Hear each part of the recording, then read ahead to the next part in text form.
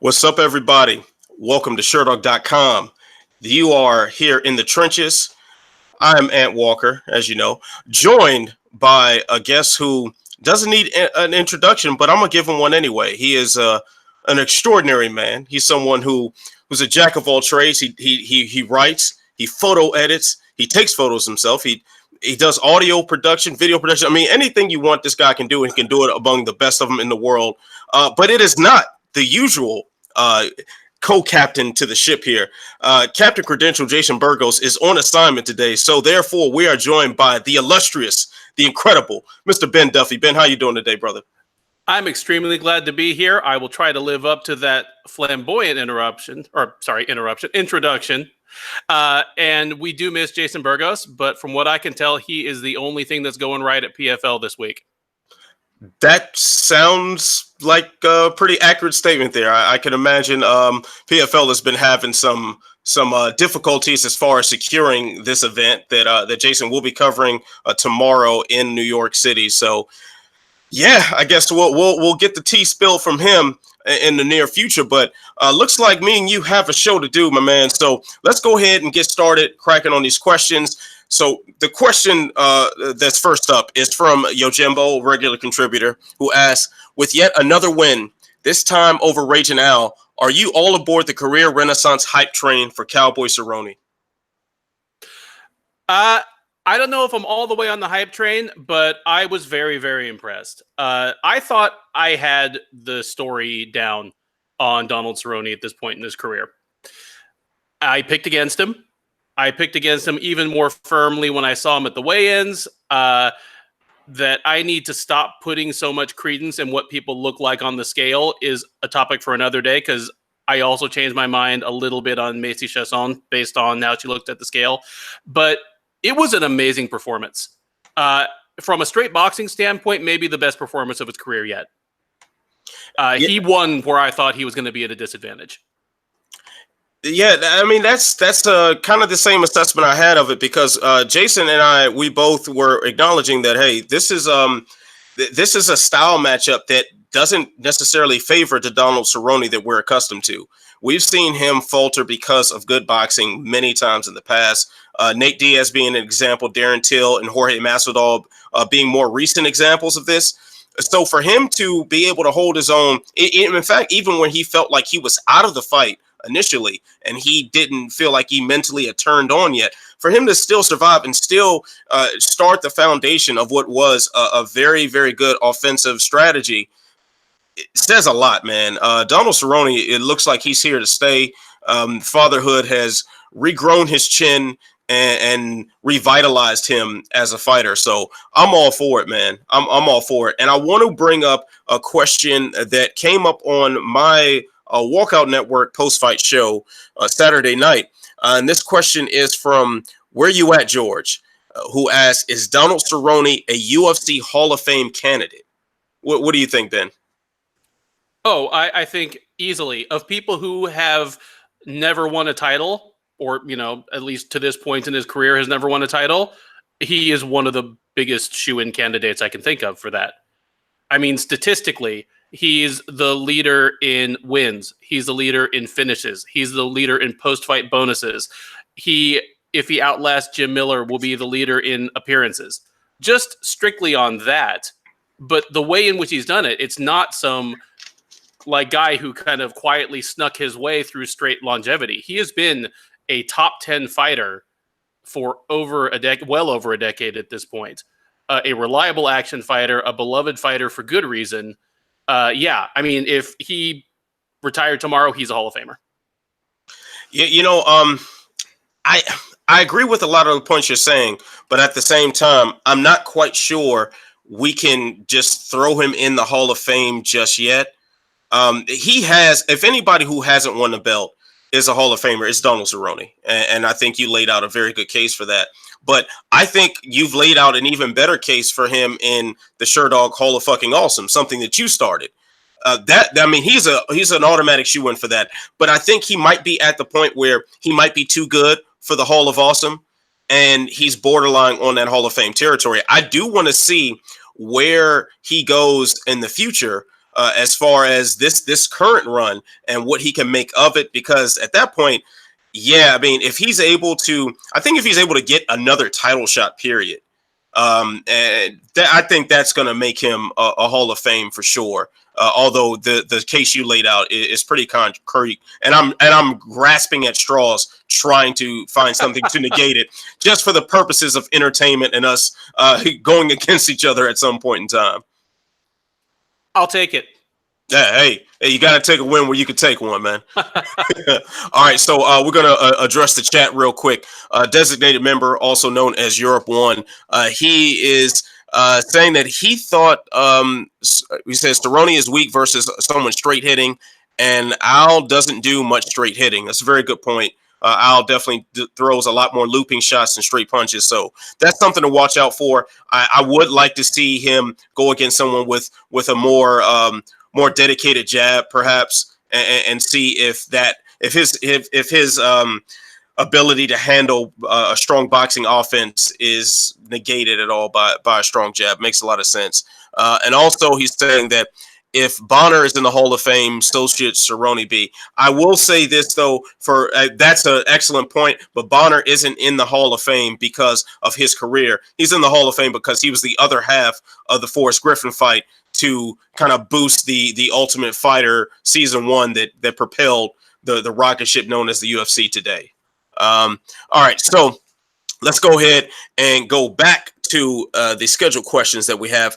This one is from Gilday. That's the name right there for you.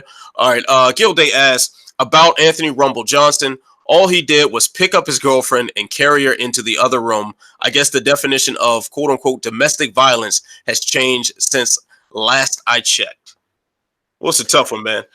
I agree. The definition of domestic violence has changed since last he checked.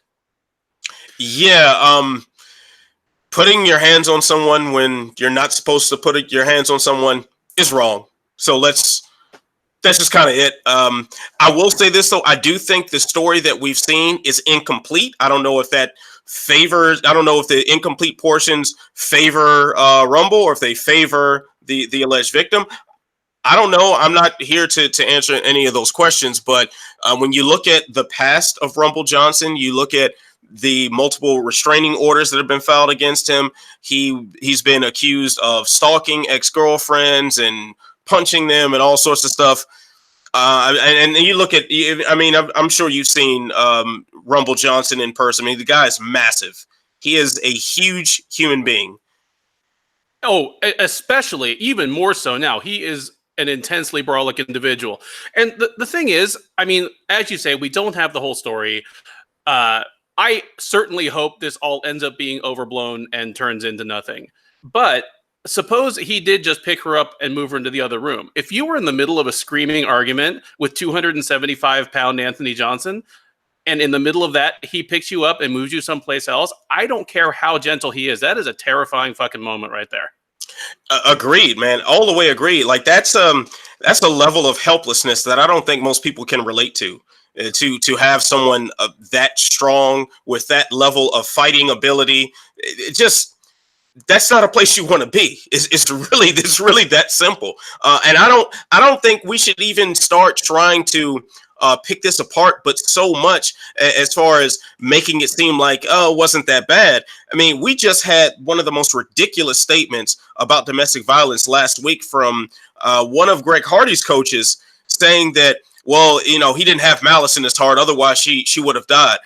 You know, when we start trying to rate the scale of how important or how severe a domestic violence incident is, I think we've gone the wrong direction.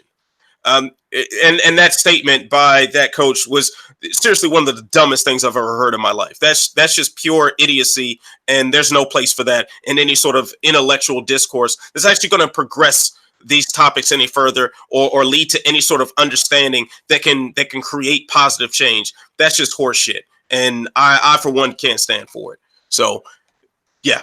Anything else you got left on this one, Ben?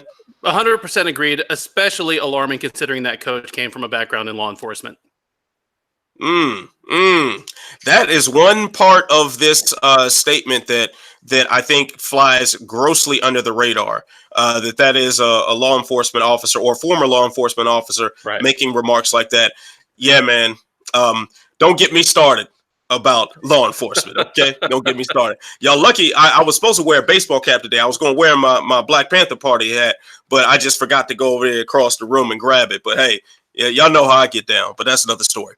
All right, so we got a little bit of shade thrown to us in the YouTube chat from our own Cole Shelton, who in a traitorous move asked us, will you two finally have a good week of pick'ems? Is he hating on our staff picks?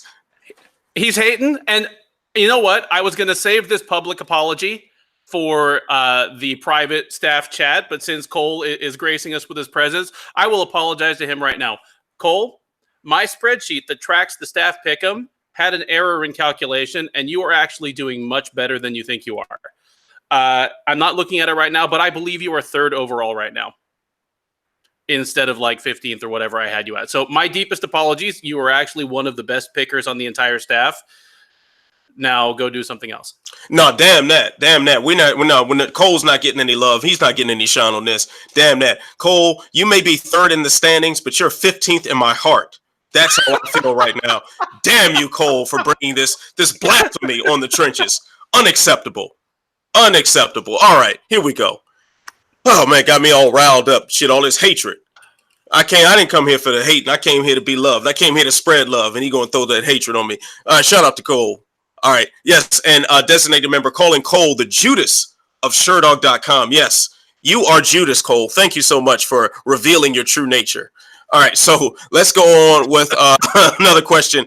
This is from Ralphus1, who asks, what's the backroom discussion at ESPN like after Dustin Poirier versus Max Holloway didn't even draw 100,000 pay-per-view buys? I'm sure they're alarmed. And hopefully they're asking themselves what they could have done better. Because really, in terms of a matchup between, fairly recognizable names, like past the five most recognizable names in the UFC, there's kind of that next level there. They're both very much there, in that next level of name recognition. Two expected action fighters who delivered, I hope they're asking themselves, how could we have sold this better? Like, what could we have done better? Yeah, I think those are good questions to ask. I mean, those boardroom meetings shouldn't be anything but them trying to figure out how can we make it easier for people to buy this. Like that, where we saw a massive amount of complaints online about people trying to buy this pay-per-view and were not able to, whether their credit card payments were rejecting because of some error in their system, or the streams weren't working. It was always something. It was something going on their end. You factor in, and of course, they have to not be too surprised that the number of total buys dropped when, one, you have all these technical errors that prevent people from buying it, or the people that bought it weren't able to enjoy it, therefore you need to refund them, and you can't count that as a sale. Or because the fact that you've put this paywall behind a paywall and it's all digital, therefore you're eliminating a good amount of people who are just going to pick up their remote control because their date canceled them on a Saturday night and just flip through and just buy on impulse. So you've eliminated some of that traffic that you normally would get. But I don't think they're too concerned necessarily, because they are the only outlet where you can buy this pay-per-view. The one and only. So that means maybe the market share, maybe the size of the market is smaller, but you're getting 100% of it, as opposed to having a sliver of a much bigger market. No, I'm totally with you there. I didn't even really think about all the logistical hurdles that they put in the place of people that were trying to give them their money. But no, I agree. And it's unreasonable to expect them to try to think of the good of the sport as a whole. I mean, their concern is their own bottom line. But I agree. They seem to be happy, or at least satisfied, with 100% of a smaller pie, as opposed to what it was before. So if that's the case, that's a shame. Hopefully this is not an indication of what it's going to look like every time going forward.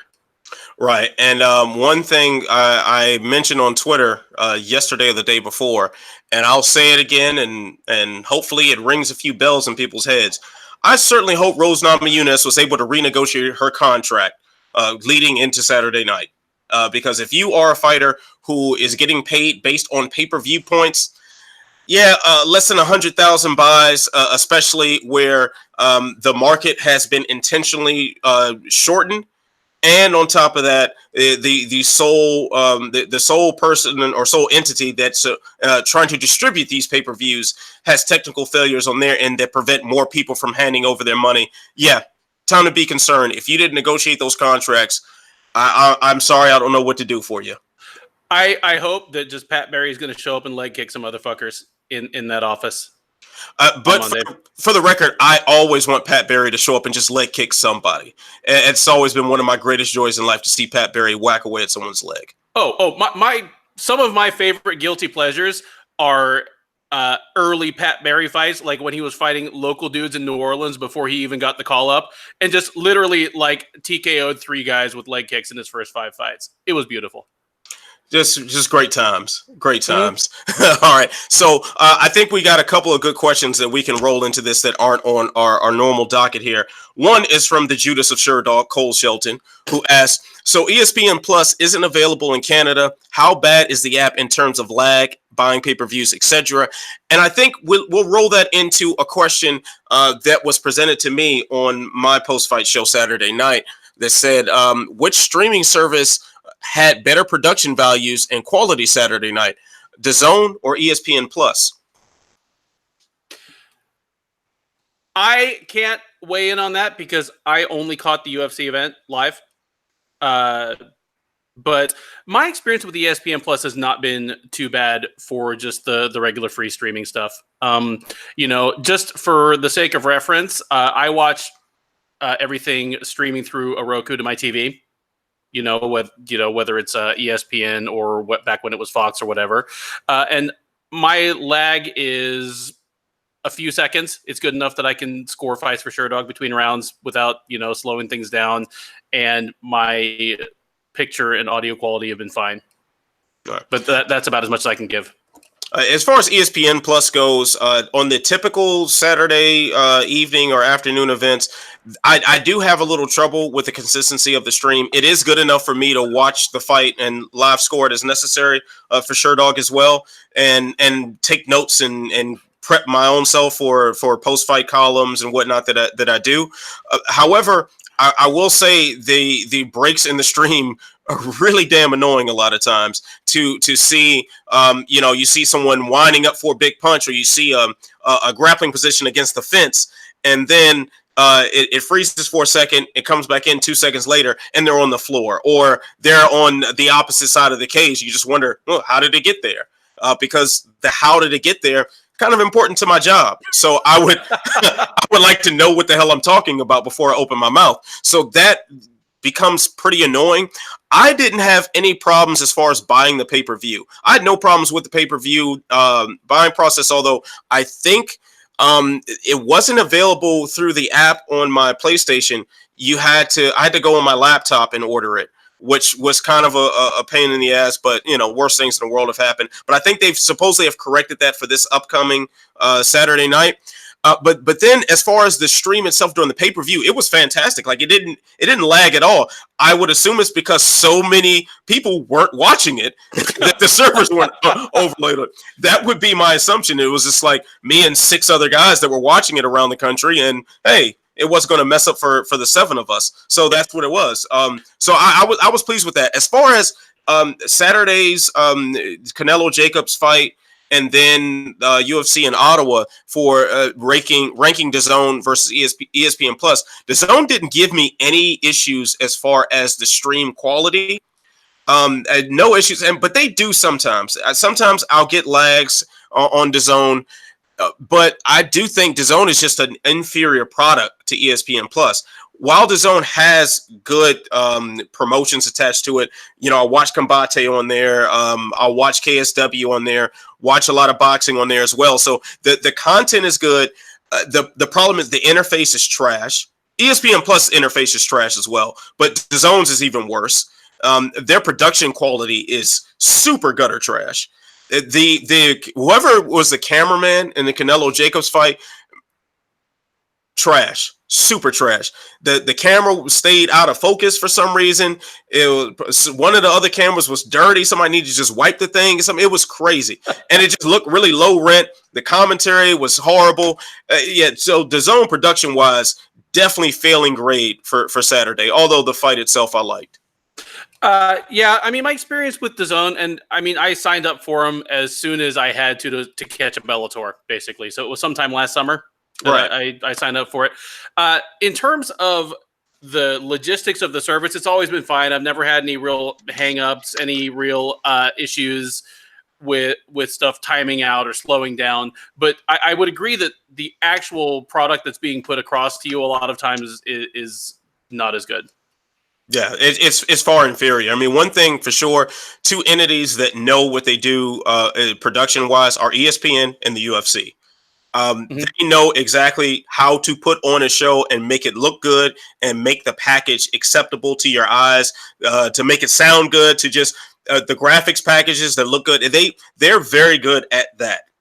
And one thing we can trash the UFC all we want. We could trash ESPN Plus all we want, but those two companies get it right when it comes to just presenting a product. Maybe there are flaws in the distribution of said product, or flaws in business models, or ethics, or whatever else you want to talk about, but they get the basic logistics right 9 times out of 10. So I think that's where DAZN falters big time, and they have a really, really stupid name. I hate it. I had signed up for it for over a month before I realized it was not pronounced Days In, like the hotels. Yeah. That sounds a lot better than DAZN. Like that sounds like someone trying to be hip. Like, oh, I'm in DAZN. No, you're a loser. No, sounds like someone trying to be hip like 15 years ago. Also, yeah, like it's a dad trying to be cool. Yeah, just super trash, man. Get it all the way up out of here. All right, so let's move on from that. The next question is from Steven Universe, who says, Steven Universe, that sounds like a superhero or something. All right, he asks, how would Ben Askren versus Jordan Burroughs look in MMA? Ben Askren versus Jordan Burroughs in MMA would be a complete slaughter like it was in wrestling, only the other way around. I do not take anything away from their wrestling match in terms of what it would mean in terms of an MMA bout. In the same way that I didn't take anything out of what is his name? Patrick Cummins making Daniel Cormier like cry in wrestling practice. You remember that story, right? Before Cummins, like where the story leaked out, and it was leaked out to drum up some interest in the fight, that like Cummins had kind of embarrassed Cormier in wrestling practice, and it had 0% bearing in the actual fight. And I mean, I listened to all that and I was like, that's very nice, but Cormier is going to destroy him in 90 seconds. Yeah, the same way that Randy Couture would have beaten Mark Kerr at any point in their MMA careers, even though Kerr beat Couture in wrestling. It means nothing to me. Like, Ben Askren is not a hot shit striker by MMA standards, but he is a hot shit striker by wrestler standards. And that's what Jordan Burroughs more or less is at this point in his career. I think Askren would handle Burroughs in an MMA fight. Agreed. I think we're starting to border on the ridiculous with some of these cross sport pairings. And although Ben Askren is a big name in wrestling and has a storied history in that sport, and Jordan Burroughs being the best wrestler, at least that I'm aware of, alive right now, just as far as pure wrestling goes. I get I get it, and they just had their wrestling match where Burroughs just decimated him in just zero time whatsoever. But still, man, unless you've trained in any sort of martial art and mixed them up with other martial arts, therefore training in mixed martial arts, you actually have to understand that when you start doing certain things in one discipline, they don't work when you lump them all together. Especially when you're talking about a lot of grappling stuff where certain positions just expose you to getting punched in the head. They expose you to getting elbowed in the face. They expose you to getting kneed to the ribs. So you don't want to just do that. You have to have training in everything in order to be successful. And while Ben Askren is by no means anywhere near the striker of his Rufus Sport teammates, he still is an MMA fighter, and Jordan Burroughs is not. It's just that simple. And I want to bring up something too that Jay just dropped to us on the chat, if on the Slack chat, if my screen is going to cooperate and I can actually pull it up. Oh yeah, someone asked too about Burroughs and Khabib in an MMA fight. He said he forgot to include that on the format. Yeah, just knock it off. Just knock it off. Like, because we're starting to border on ridiculous territory, because the next question is going to end up being about Kayla Harrison's statement that she would beat Khabib in a judo match. That is the stupidest thing ever. Because even if it is true, who cares? So it's just dumb. So now we're talking about Ronda Rousey boxing Floyd Mayweather. We're talking about really stupid things that don't take into factor things like reality. Yeah, they're silly talking points, and I mean, we're in the business of discussing silly talking points at times, so I can't hate on it too bad. But yeah, it's not worth a discussion as a real thing, that affects the sport we're talking about. Right. Yeah. So let's get back to reality. Although we do border on the ridiculous many times, and I'm sure I will again before we call it quits for the evening.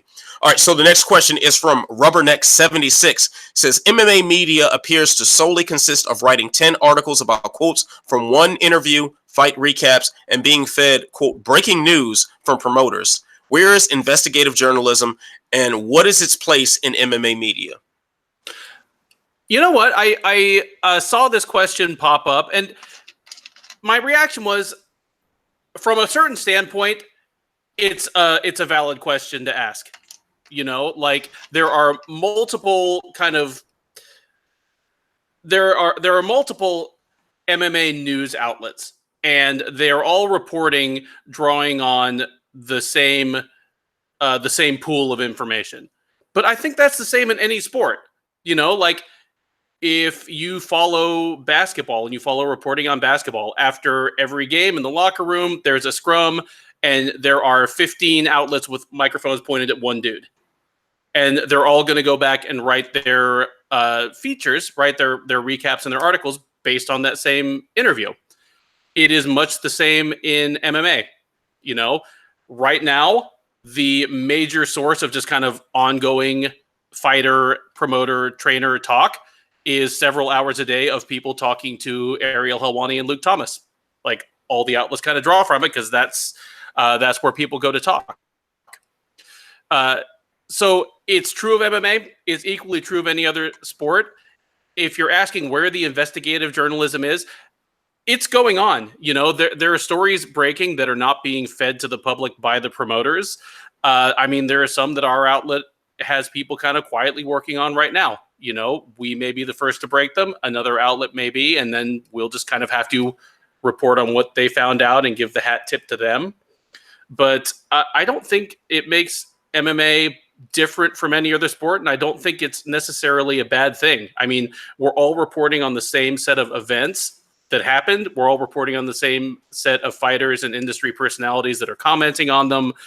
The difference between any one outlet and another is the accuracy of their reporting, how interesting their editorial opinion and voice is, and how good their analysts are at analyzing and predicting outcomes. That's the difference between us and any of our colleagues out there in the field.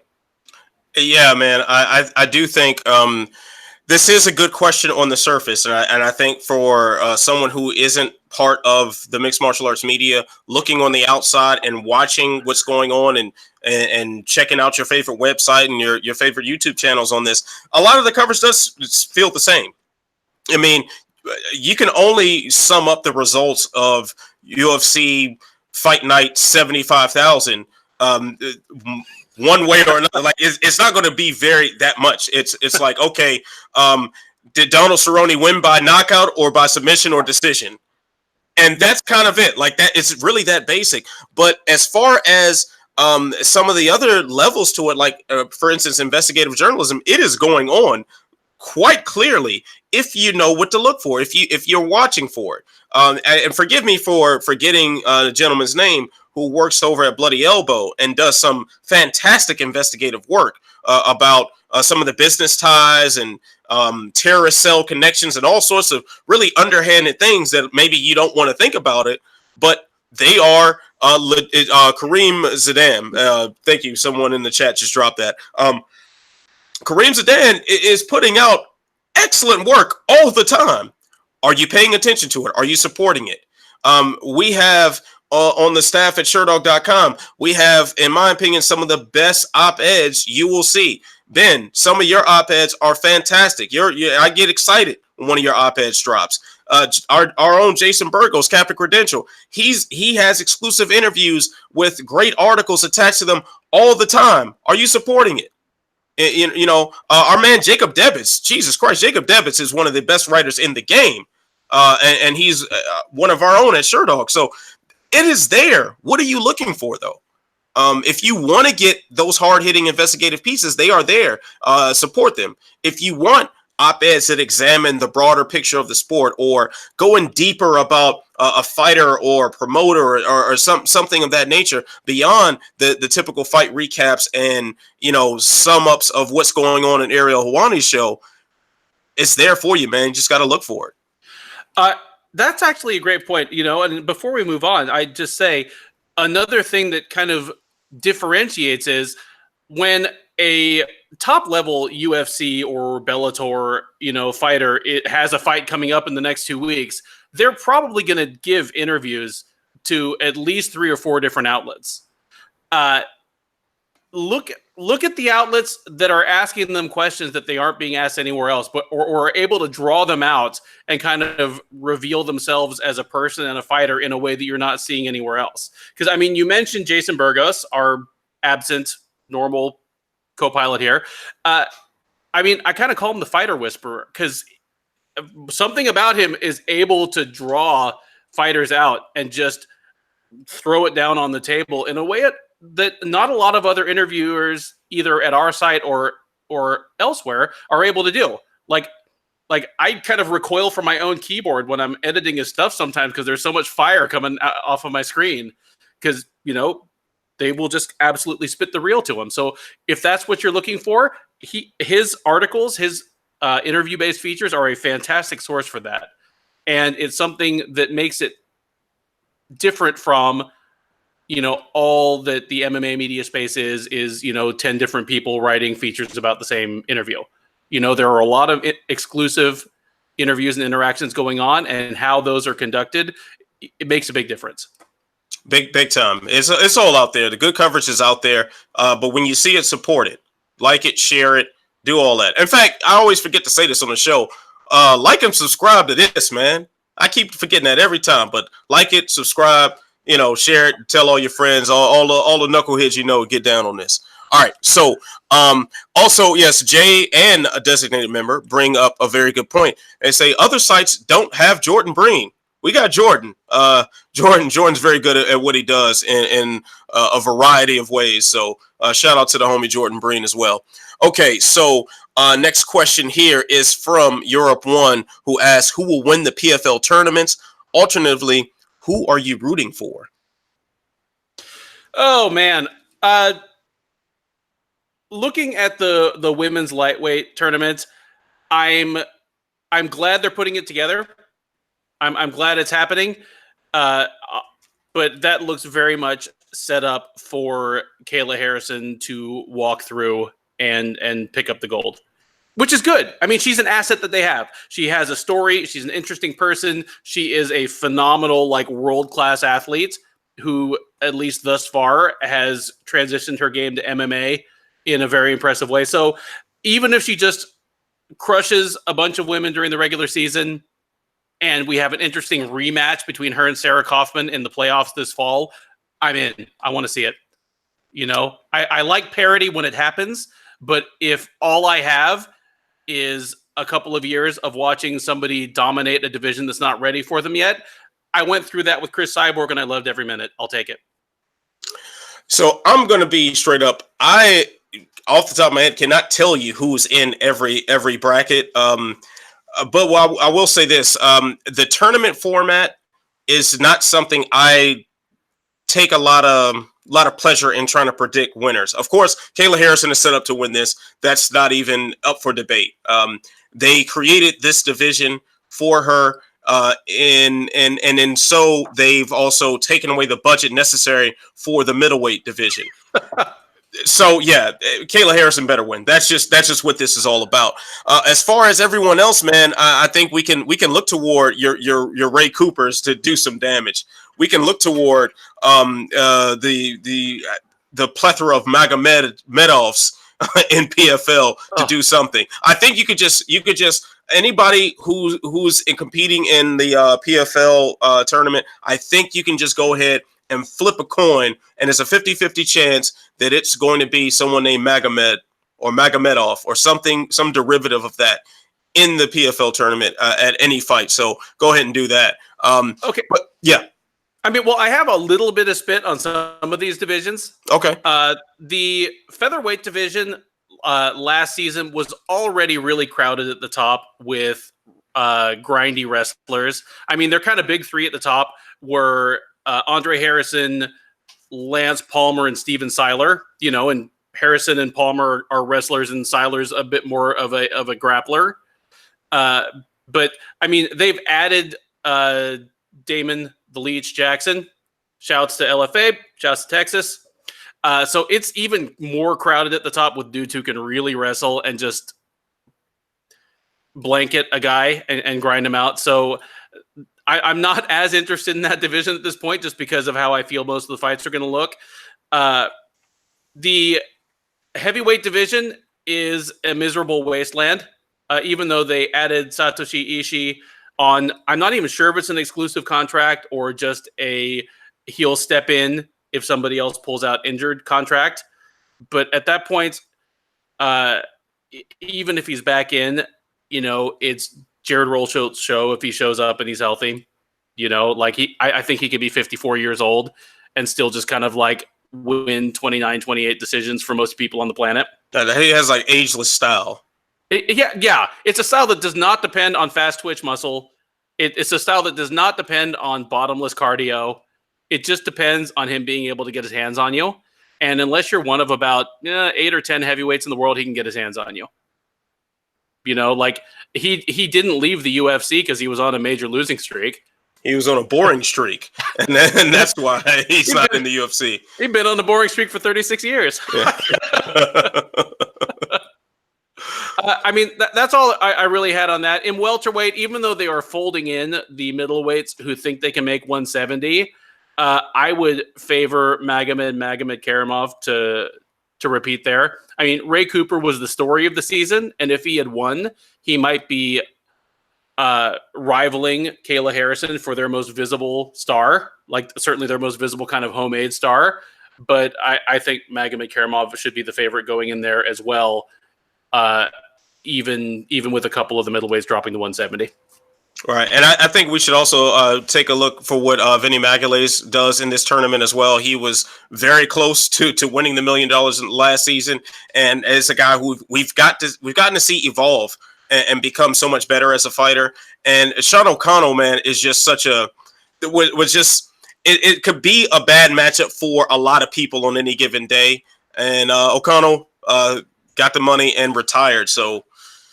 Yeah, Magalhaes might have a much easier path back to that finals than he did before. And, he is looking in rare physical form is all I will say there. He's looking quite jacked. He is looking very well. Yes. So more power to him, and I wish him the best this season. All right. So let's address a couple things we got here in the chat.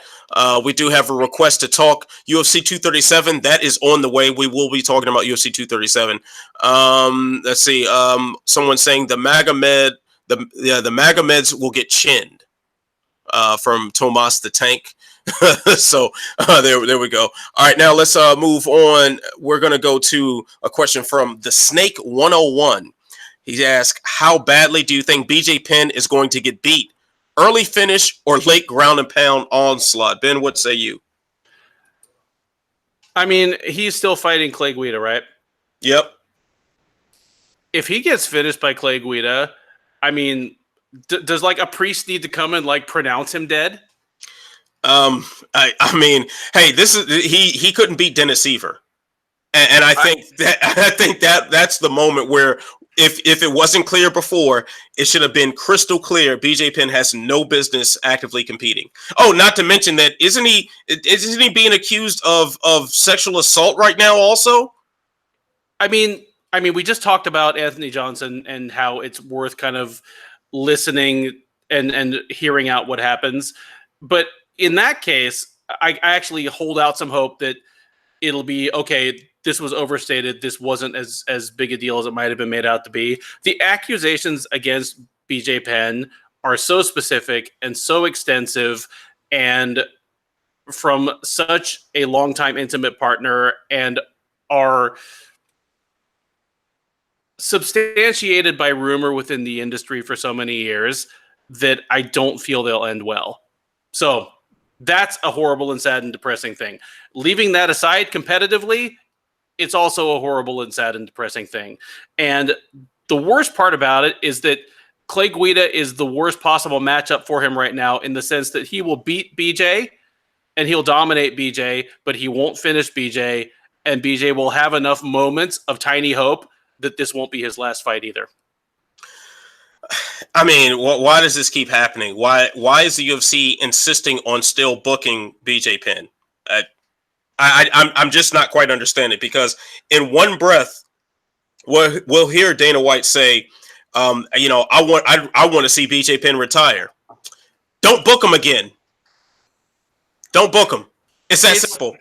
I mean, the thing is, Dana White more or less force retired Chuck Liddell back in, was it 2010, 2011? 2010, yeah. 2010.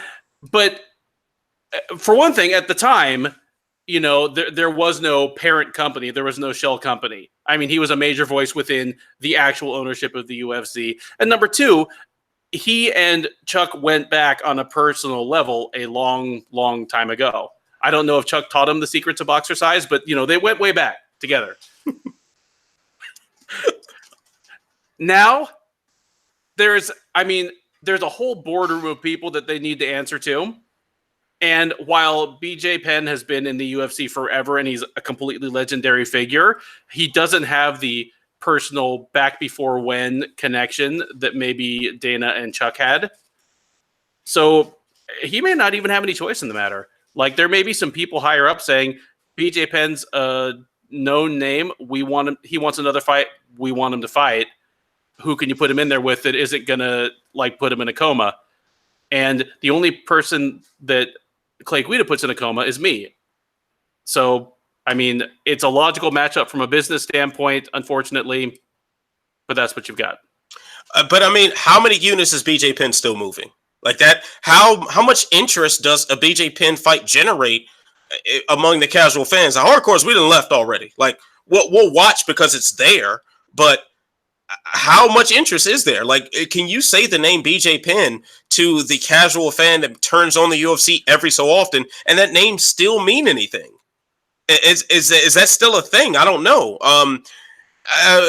Tomas the Tank on the chat saying BJ Penn isn't as big of a superstar as he was these days, and I agree with that. Like, I don't see, you see the placement on these cards, and it's very clear that he is not the draw that he once was. I mean, I was there witnessing him get heel hooked by Ryan Hall in 13 seconds or whatever it was. So he got heel hooked sometime in the first round against him, and what that fight was, I believe that was on the Fox Sports prelims, if I'm not mistaken. I don't think that was a main card bout. This one, I'm pretty certain is not a main card bout as well. So, like, how many units are we moving here with BJ Penn's presence? That's a good point. Maybe it's a matter that he is owed fights and they want to get whatever squeeze they can get from the orange if they're going to have to be paying a certain amount anyway. Maybe they don't feel they can just cut him loose and not be on the hook for whatever fights he's owed on his deal. Possibly. I mean, you definitely have a point there. I mean, I without looking at the pay figures of his last several fights, Jay, if you can look that up really quickly, apologize for asking you to do something so fast on the fly. But anyway, man, I'm sure he gets paid handsomely to fight, considering that he was a star at some point. But I know a lot of that pay had to have been pay-per-view points if he was a champion headlining cards. You're not in a pay-per-view. You're not a part of the pay-per-view portion of a card. You don't have a belt. Like, do pay-per-view points become a factor? And if he's on his old deal of pay-per-view points, what is his payout going to be? An extra 34 cents? Like, I don't think that's really something we've got to worry about too much. They're saying, Jay saying, Penn got paid $150,000 for the Ryan Hall fight at UFC 232. It just doesn't make sense to me. Even if they were prepared to buy Mark Hunt out of his contract when he rolled over from the Pride deal. Just pay the man off. But that's actually that's exactly the situation I was thinking of, because Mark Hunt refused to be bought out and said, no, give me the fights. And I wonder if it's BJ doing kind of the same thing. Like, I wonder if the UFC was like, you have X number of fights at X base pay, will you just take a check? And he was like, no, I want to fight, because he has shown himself to be a guy that, even though he didn't need to get into the sport, is having trouble getting out of it, like just mentally and psychologically. Well, the UFC just blanket level can just cut people when they feel like it.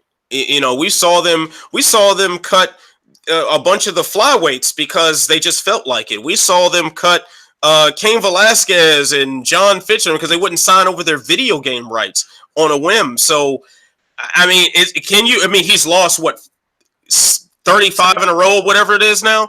He's 1-7 in his last 8. Yeah, he hasn't won a fight since what, Matt Hughes in 2009 or 2010, if I'm not mistaken. Yes. Yes. You can't cut him based on performance. If they cut him today, how quickly would someone else pick him up? But at that point, it's not their problem anymore. The same thing, we do have someone in the chat saying if they cut BJ, Bellator will bring him to Hawaii and sell out arenas. Maybe they would, and fine, but it's no longer your problem. The same thing with Chuck Liddell. The UFC Dana White tried everything he could to keep Chuck Liddell outside of the cage, and at the end, it just didn't work. Chuck Liddell was in that cage and he got knocked the hell out as a result. But it's not on the UFC's watch. They are not responsible for what they do outside of that contract. Right. So that's kind of that's what I'm thinking is. And we got an excellent point here from the homie Matt Wells of the Slip and Dip podcast jumping on the chat. He says BJ Penn would do 20 million views in one championship. Yes, he would. He would do 20 million views. He would be a global superstar in the greatest, most fantastic organization that's ever seen the galaxy. So there's that. Yeah, man, I see some other comments in the chat. Javon Starks saying that BJ Penn is enough of a star, apparently, to keep getting booked. Fair point to him on that one. Let's see. Clay Guida is a caveman. I would certainly agree with that. Yeah, and designated member saying the UFC probably isn't thinking about this very much. They just need bodies to fill up the card. A famous name is even better. I'm with you on that, because even as someone who is deeply embedded in the sport by nature of what I do, UFC cards these days always have a couple of guys where I'm having to look them up and remember where I saw them last. So someone with any iota of name recognition where I can name off the basic facts about their career, like BJ Penn, is better than nothing.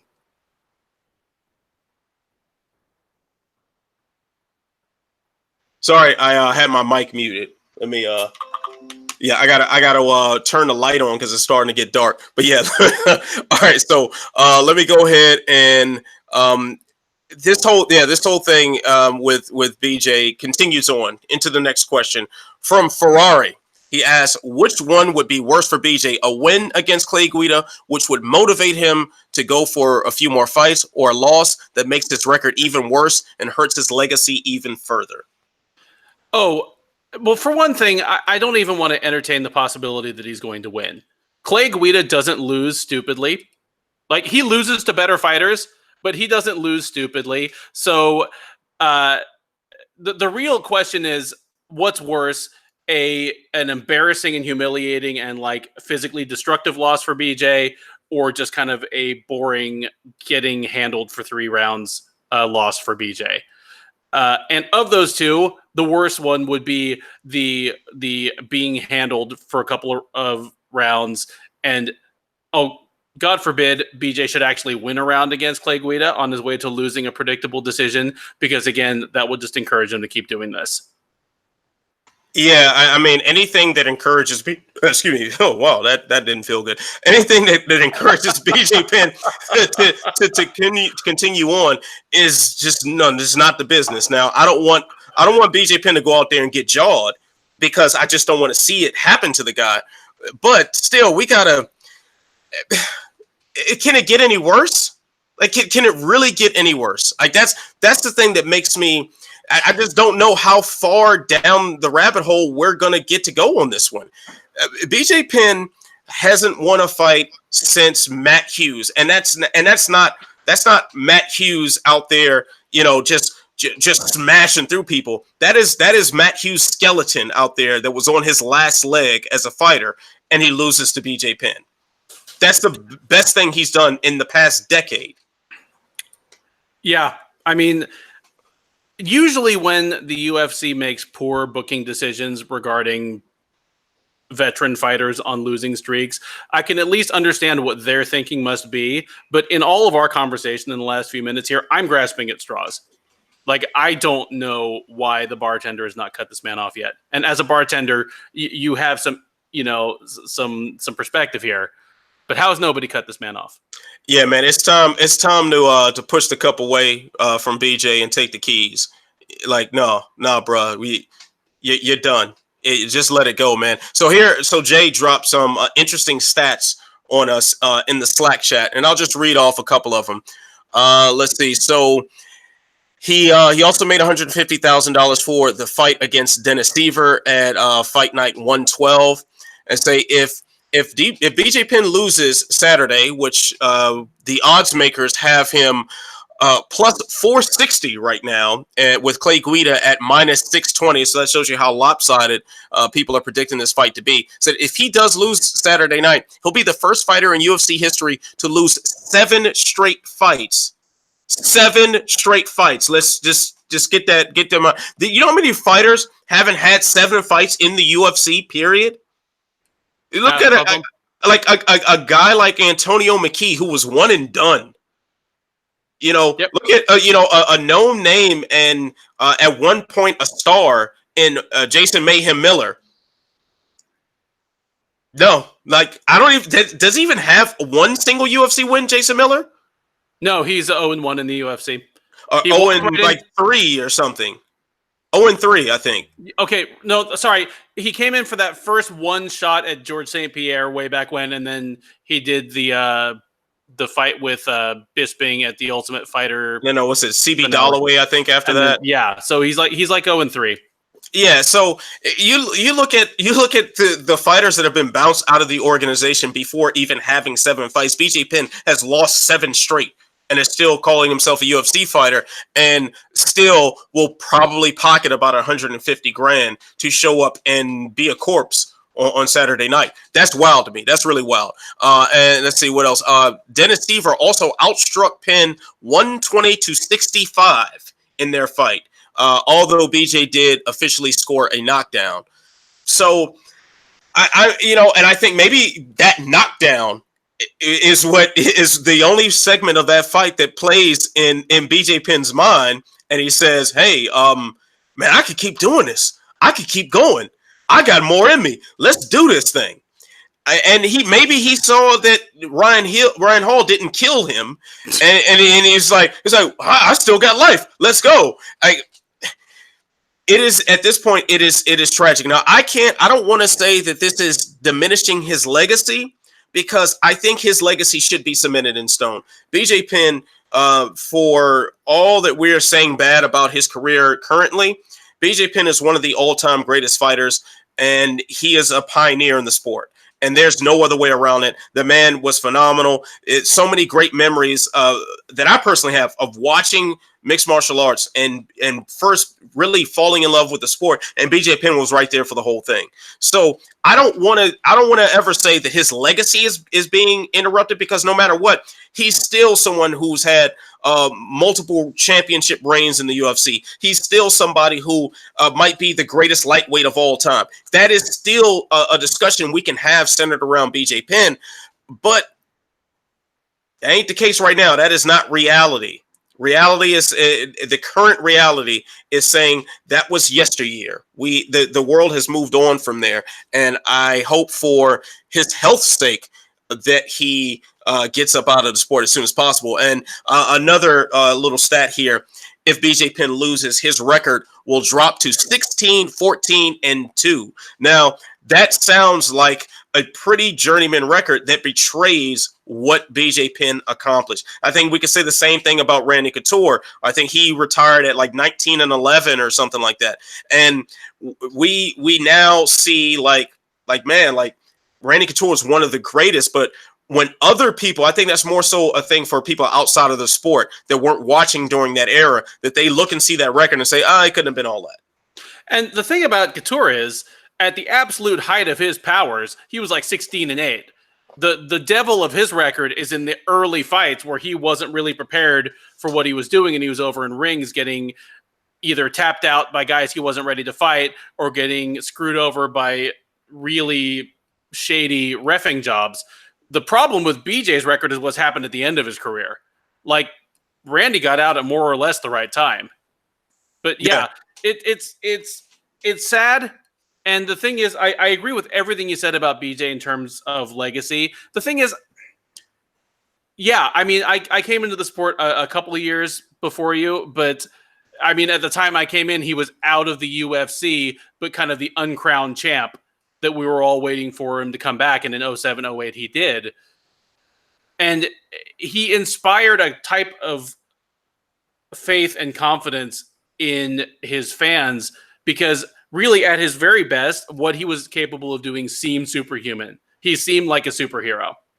And that kind of faith and that kind of fandom dies hard. And I guess that's kind of what's informing him still being around and being booked at this point. And it is a bummer. He doesn't owe us a legacy.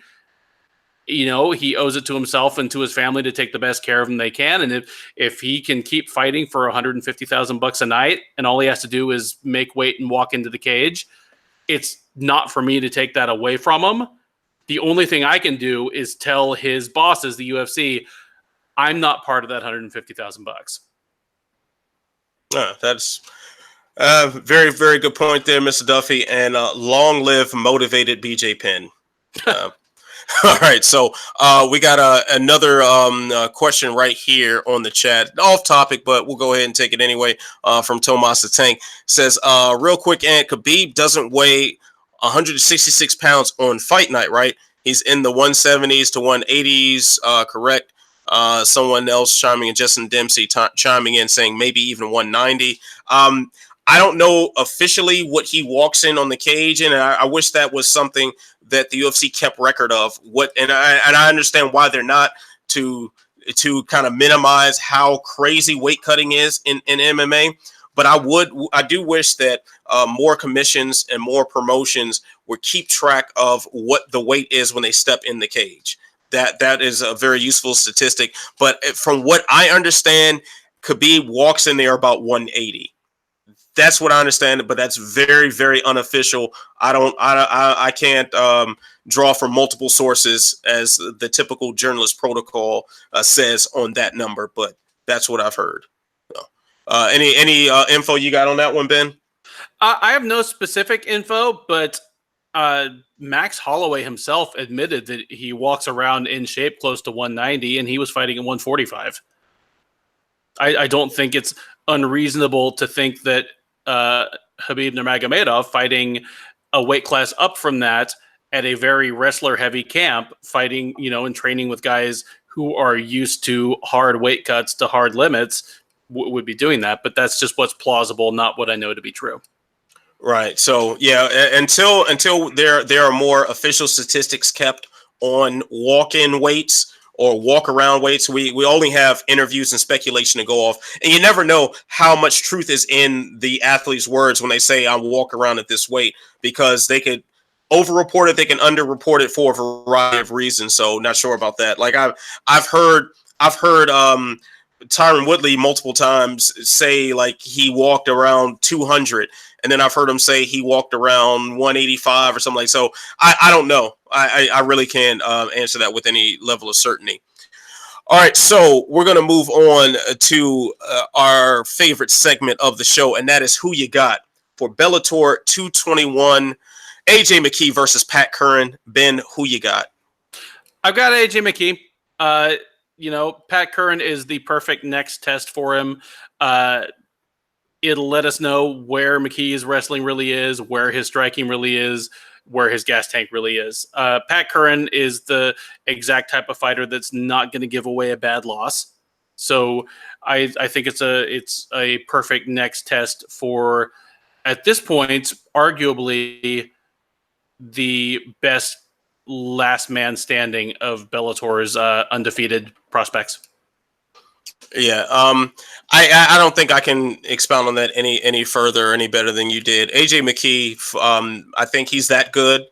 Pat Curran is kind of like the best name that you can put in front of him that still is a good stepping stone to what looks like it could be end up being a great career for Mckee. So I think he gets his first name value win Saturday evening.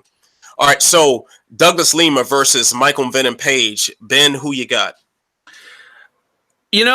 I'm a fan of Page. One of my first jobs working for Sherdog was an exclusive interview with Michael Venom Page. And when I spoke to him, I expected him to be in full-on MVP Venom character mode, like rolling Pokeballs at me and shit. And he was incredibly engaged and frank and humble. Like, what kind of guy in that position just openly admits, hey, if I hadn't been matched carefully early in my career, I wouldn't be undefeated right now and there'd be no hype around me.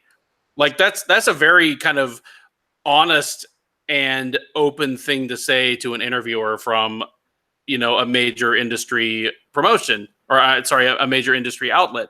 So I'm a fan of MVP. I think he has a good idea of what his own strengths and weaknesses are. I don't think he buys into his own hype. Having said that, this is the wrong matchup for him.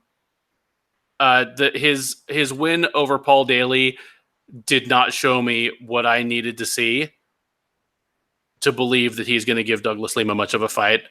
I have Lima in this one big time.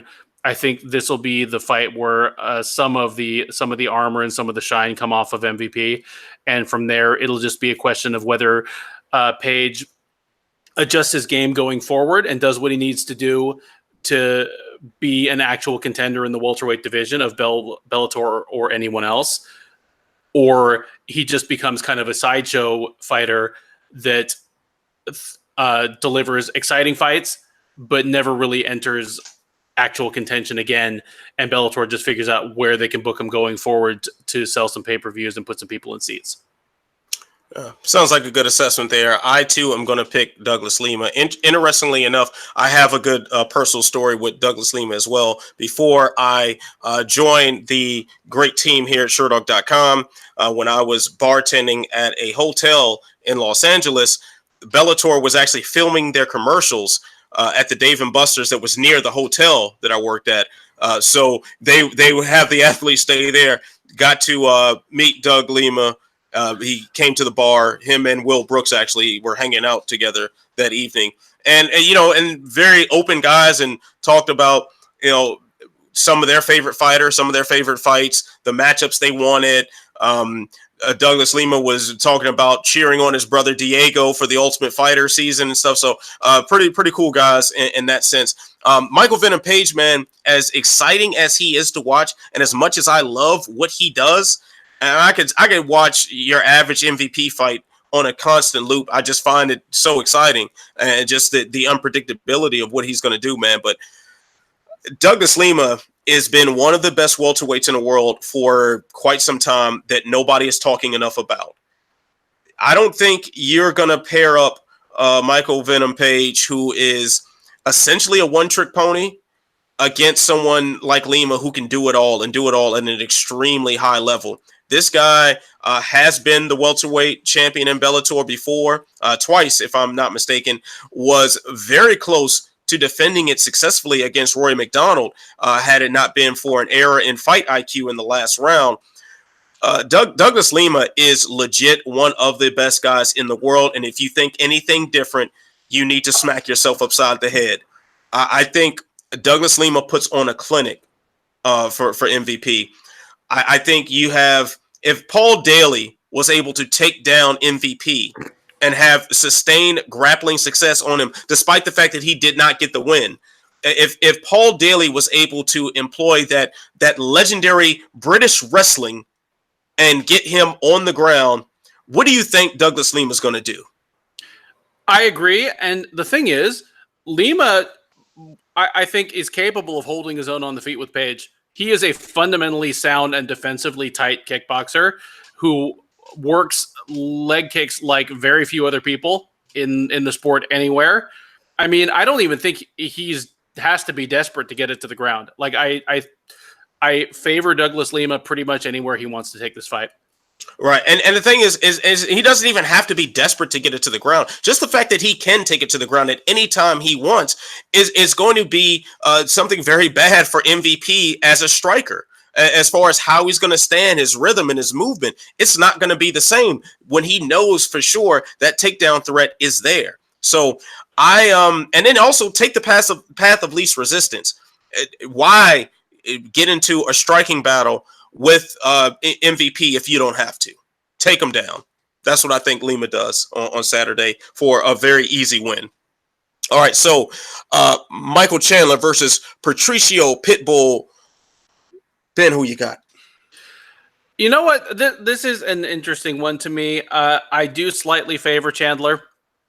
I think he is in the cage going to be a physically much larger guy.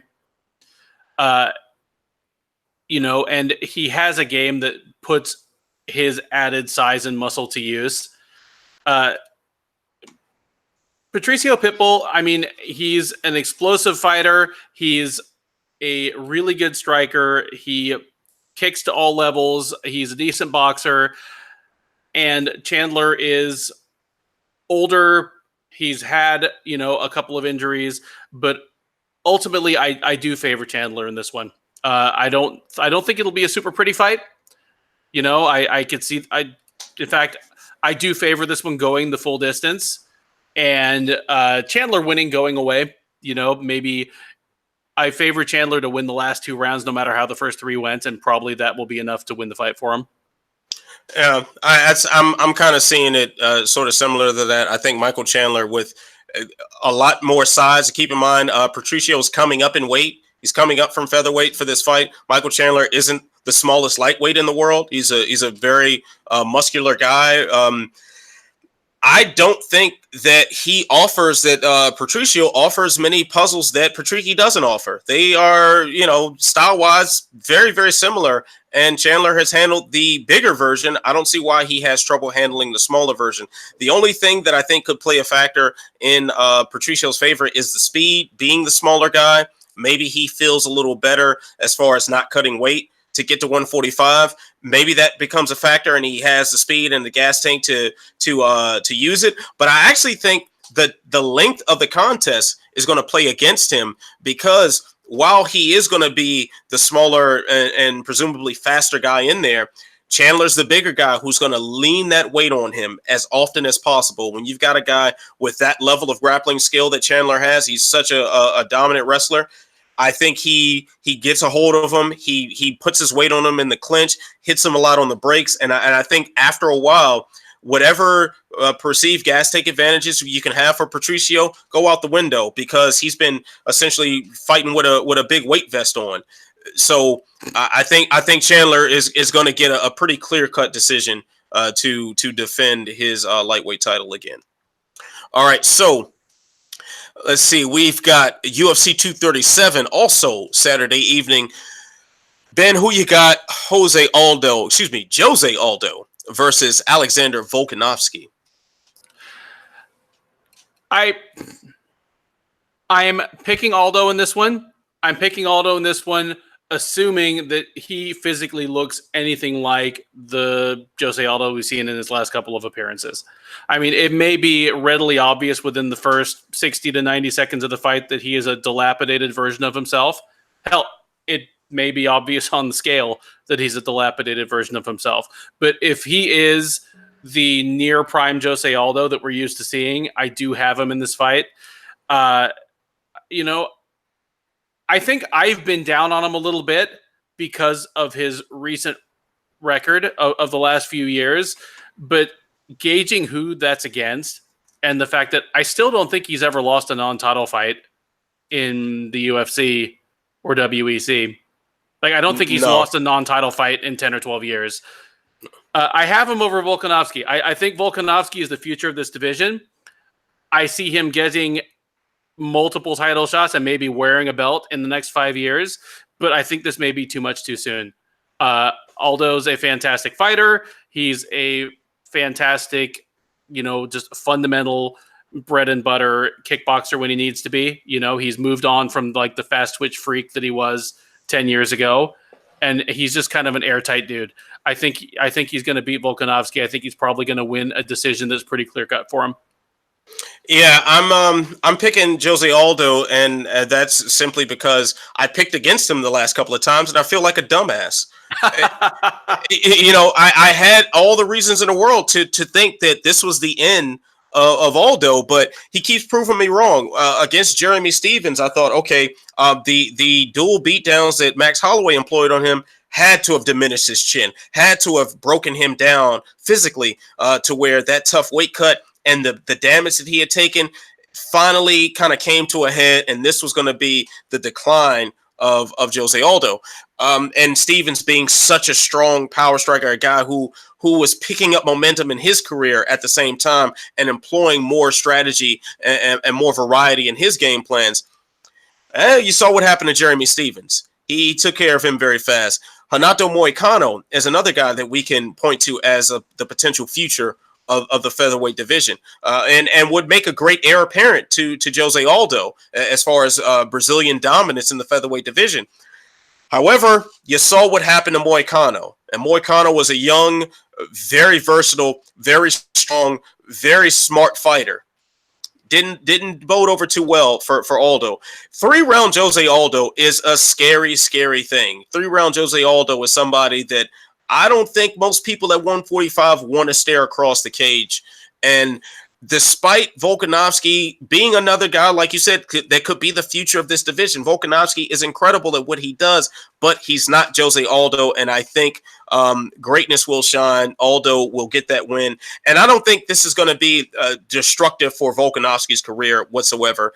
Just like Moicano, those are two guys that will move on and possibly be better as a result of this loss. And Aldo gets his hand raised Saturday. Okay. Yeah. All right. So next up, Anderson Silva versus Jarrett Cannoneer. Ben, who you got? I've got Cannoneer in this one. I don't have any faith in Anderson Silva at this point. I felt as though his fight with Israel Adesanya, I'm not even going to say that Adesanya carried him, because I think Adesanya would have finished him, except that Anderson Silva doesn't even really seem to want to engage in an actual fight at this point.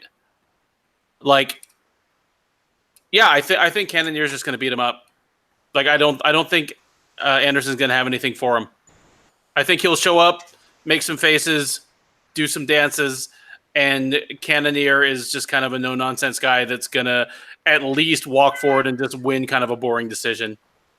I'm going to go out on a limb here, and I'm going to pick Anderson Silva. And I make this pick without any real confidence in any of the words that I'm about to say. So please grab your grains of salt and prepare to consume. Anderson Silva, did show some good things against Israel Adesanya. He showed himself able to still take a shot. He showed himself able to have flashes of that greatness. Also, Israel Adesanya is a very, very elite striker, and he's not somebody who's going to come forward in a haphazard manner. I think Jarrett Cannoneer might be the guy to come forward in a haphazard manner. Now, if Cannoneer gets a hold of him and he's able to take him down and brutalize him, yes, those grains of salt are going to taste very lovely. And I hope you save some of these grains of salt so I can pour them over my deep fried crow that I'll be prepared to eat. but man, I kind of think that this might be the sort of style matchup that just might give Anderson Silva the chance to flash a little bit of that greatness again. Just maybe. At the very least, I think he does enough to avoid to avoid the stuff that's going to put him out. That's kind of what I'm thinking on this.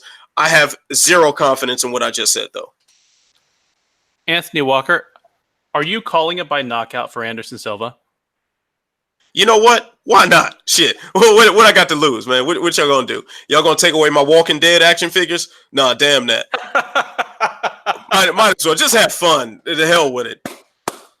You just go. You know what? I want my Cajones award. So I am after the Cajones award. That's what I want. You're definitely on the block for it right now. Yes, sir. Yes, sir. This is noted and notarized. So let it be written. So let it be done. Anderson by KO. Let's get this work, baby. All right. Okay, so our final who you got for UFC 237, Rose Namajunas versus Jessica Andrade. Ben, who you got? I have favored Andrade in this matchup since before the matchup was made. I feel as though I'm almost shortchanging how good Rose Namajunas is, just because it feels like the prevailing wisdom among hardcore fans has been that Jessica Andrade is the uncrowned queen of this division from almost the moment she stepped down to 115. I mean, she was a short, squatty, powerful bantamweight. There was no flyweight at the time. So she took 8 months off, cut all the way to strawweight, and showed up and just started being the Incredible Hulk on some women. I mean, aside from losing to Joanna Jędrzejczyk, where, Joanna worked a perfect game plan and kind of stayed away from her, Andrade just dominated everyone, and looked incredibly impressive doing so. And so I do favor her to win this fight, but Rose has more routes to victory, I think, than a lot of people are giving her. I looked at the odds, and I think it's plus 120 for Rose and minus 105 for Jessica. And I think those odds are correct enough that I won't even touch this one. I do slightly favor Jessica to win, but there are enough routes to victory for Rose that I'm not going to touch it. I mean, Jessica Andrade showed knockout power against Karolina Kowalkiewicz. Was that the one that she just one shot at? Yeah. But, I mean, that's not her main game. Her main game is to run forward, put her hands on you, throw you to the ground, and then start beating on you. I mean, that's Jessica Andrade's real game, her real path to victory. Not a lot of people have been able to manage that on Rose Namajunas. Rose has really good footwork. She's a good counter striker with power on people who are coming in on her. And just not a lot of people have just been able to run up and fling her down, because the thing about Rose has always been she can be out-wrestled. She's not a physically overpowering woman, but so far not a lot of women have been able to take advantage of that. And basically nobody's been able to take advantage of that in the last 4 years. So I'm not going to be surprised at all if Rose either wins a 5-round decision, just keeping Jessica on the end of her jab, on the end of her kicks, and just showing how much better her footwork is than Jessica Andrade's. But I also wouldn't be surprised if Jessica does just pick her up, throw her down, and do the Hulk smash routine. So I just can't wait to see it, whatever it is. So that's a non-pick from Ben Duffy? No, that's a pick. That's a pick for Rose Namajunas by decision. Okay, because I'm picking Rose Namajunas by decision as well. And I'm very surprised to hear myself say that, because just like you, I initially thought Jessica Andrade is the kryptonite to someone like Rose Namajunas. But the more I think about it, what Rose has been able to do, Andrade has that very limited scope in which she can win this fight. Now, granted, that scope is devastating. That scope comes with a lot of violence and a lot of pain and a lot of blood and brutality with it. But at the same time, I think Rose, if she fights her perfect fight, this should be one that after a while starts looking easy. I think if Andrade is just kind of charging forward, Rose is fast enough on her feet to kind of get away from it, pop shot her where she needs to, and evade. And I think the key to her takedown defense in this fight is not going to be a sprawl or not going to be, some sort of pummel against the fence. Her key to not being taken down is just not being there in the position that you are able to grab her leg. And I think she's able to do that. I'm anticipating her being able to stay mobile enough to make Andrade work for it. And the problem with these powerhouse fighters is that they have trouble going the distance. They have trouble lasting that long. If I'm not mistaken, was that Andrade or Claudia Gadelha that initially showed some good things against Joanna and faltered in the second half of the fight. Joanna beat them both, but it was against Gadelha that Gadelha probably won the first round, and by the end of it, Joanna was just completely destroying her. Okay, so I've undermined my point by mixing up fights and confusing things. No. Joanna beat them both going away. Okay, so I have made an excellent point, and I'm the smartest man in the world. Yes, you're right, Ben. Exactly. Yes. So for those reasons, I think Rose Namajunas can win this. I would not be all that surprised if Andrade was able to land a couple good shots on her that changed the tide. When you have that sort of power, that can happen. But Rose has what it takes on paper to make this look easy after Andrade tries and fails to get her down and land that big bomb. All right. So our last question, we'll go ahead and I'll scan the chat after this last question to make sure we didn't miss anything of particular note. But we got a final question from Layla, the Pitbull. In honor of the UFC Brazil card this weekend, who is the #1 Brazilian fighter of all time? Anderson Silva, Jose Aldo, I did it again. Big Nog, Vanderlei Silva, Shogun Rua, Royce Gracie, or the infamous other? It really depends on what you're looking for. If you're looking for the greatest fighter ever who is from Brazil, it's Anderson Silva. Anderson Silva is one of the 3 greatest fighters of all time, and he's from Brazil. And he's the only one of the 3 greatest fighters of all time that's from Brazil. So that's an easy question. The fighter that's the most quintessentially great Brazilian fighter of all time, I might argue Vanderlei. There's something about his legacy, from the completely, indestructible, untouchable prime to, kind of the way he's gone out of the sport. And yes, the PED questions that make him like a quintessentially Brazilian fighter, but the greatest Brazilian fighter of all time is Anderson Silva, no question. Yeah, Anderson Silva, hands down.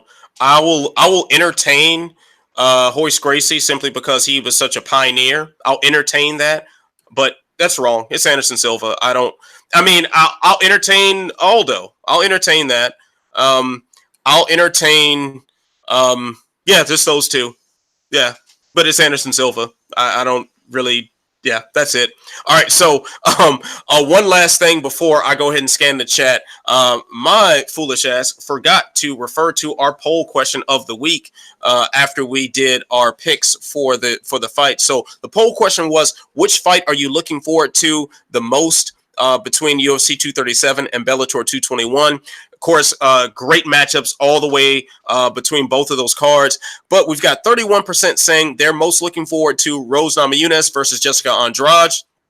Another 31% saying Jose Aldo versus Alexander Volkanovski.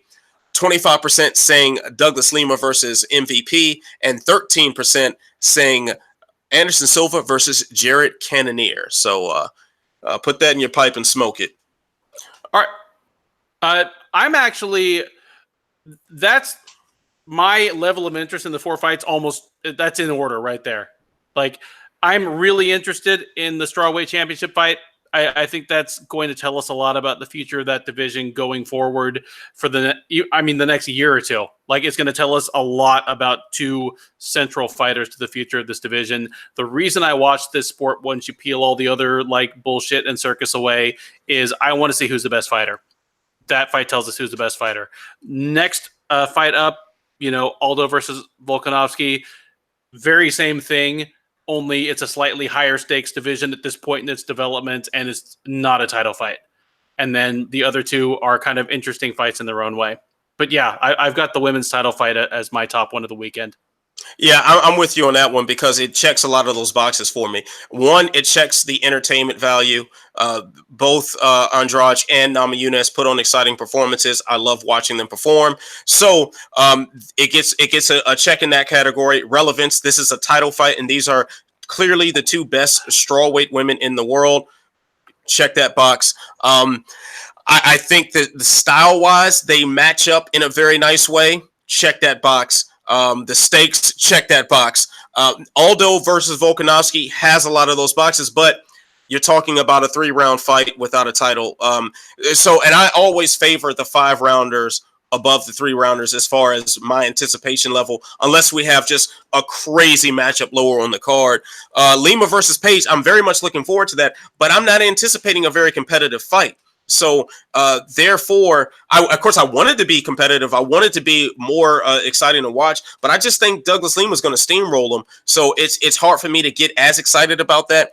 And Anderson Silva versus Jarrett Cannoneer just confuses me more than anything else, because you would think as Anderson Silva, and what likely is going to be his last fight, seeing as that this is in his hometown of Curitiba, Brazil, you would think that you give him a fight with a story attached to it. You give him a fight with something more than just, random roster fighter. Come on and fight Anderson Silva.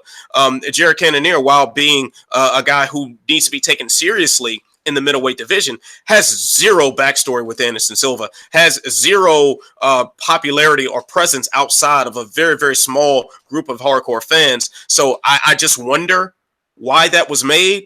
But it is what it is, man. So Rose versus Jessica Andrade is my top pick for fights that I'm anticipating. All right, so let's go ahead and scan this chat real quick. Matt Wells saying Cannoneer said he doesn't have that high regard for Silva, that aura that so many others respect. This could end violently, could bring out that Anderson we want to see. Matt Wells, a very smart man for agreeing with me. That is normally just as a tip for everyone out there. Typically, if you agree with me, that means you're right. That's what's up. Let's see here.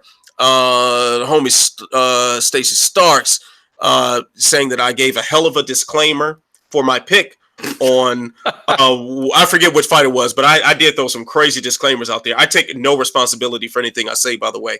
Yeah, so I think that about does it. Yeah, we've got a lot of stuff that we kind of covered. And then also Justin Dempsey saying he's seen on the Sherdog forums people saying Khabib walking around at 198. We weren't talking about walking around weight, but what you walk into the fight weighing, which typically are going to be a little different. So anyway, I think that'll do it. So Ben Duffy, please tell the good folks watching and listening right now what you have coming up for us on Sherdog.com, how we can find you, and any other projects you have in the works. Okay, well, I mean, you can always find me on the front page of Sherdog.com. All you need to do is hit that features thing at the top. The little drop-down menu drops down. You see Ant Walker's name, and you see mine right beneath it for reasons of seniority and talent, because he's the man. You can find me on Twitter at Benjamin Duffy. I have always resolved not to put MMA in my Twitter handle. If you don't know that I'm associated with MMA, then I'm not that important. We've got a lot of event coverage this weekend, and I know that normally on Friday or Saturday there is an Ask Ant column that consists of questions that you did not get to during this live chat. And looking at some of these questions in the bullpen, they're so good that I think I'm going to like snatch like 2 or 3 of the questions that you don't want and like answer them in like a little PS to your column. Oh, that's what's like I want to weigh in on this stuff. So like the takeover is complete. Like I'm totally like moving into your life. That's, you know what? Ben Duffy is welcome in my life. The more Ben Duffy, the happier I am. And it's still 100% Skins fans up in this B. Let's get this work, baby. Let's get it. DC represent. All right. So, I, of course, am Anthony Walker of Sherdog.com and MMA on Point. So, what I've got coming up for Sherdog, I've got Ask Ant, as Ben said, that should be going live probably Friday. And then also The Good, Bad, and the Ugly, that's going to be taking a look in retrospect at UFC 237 and Bellator 221. That should be going live Sunday. I will also be doing on my YouTube channel, The Walkout Network, I will be doing an immediate reaction to both Bellator and the UFC. Got the homie Sherdog.com's own, temporarily because he's leaving us soon, James Lynch will be joining the broadcast as well. Looking forward to working with my man again. So should be a good time. Hope you guys tune in for that. Also, my latest video for MMA on Point dropped a couple of days ago about the 10 most disastrous events in mixed martial arts history. So you can go on the Walkout Network on YouTube, and you can find links to my MMA on Point work and some other podcasts that I guested on. So follow me on Twitter at AntWalkerMMA. Unlike Ben, I put MMA at the end of my Twitter handle so people know what the hell I do. Although I'd be talking about hip hop and stuff too. So whatever. Y'all know what time it is. So anyway, that'll do it this week on The Trenches. I appreciate everybody who joined in on the live chat on YouTube. Appreciate everyone who participated on the forum as well. Big shout out to the homie Jay, who once again did a fantastic job of producing this whole thing, making it all come together and ensuring that we had the information to not sound like jackasses when we didn't know what else to say next. So once again, salute to Jay. But he's Ben Duffy. I'm Ant Walker. And you know what you got to do, everyone. You must stay beautiful. You must stay positive. You know what? Be careful about them weight cuts. You stand on that scale and you flex. You must stay sexy. I will see you when I see you. Peace.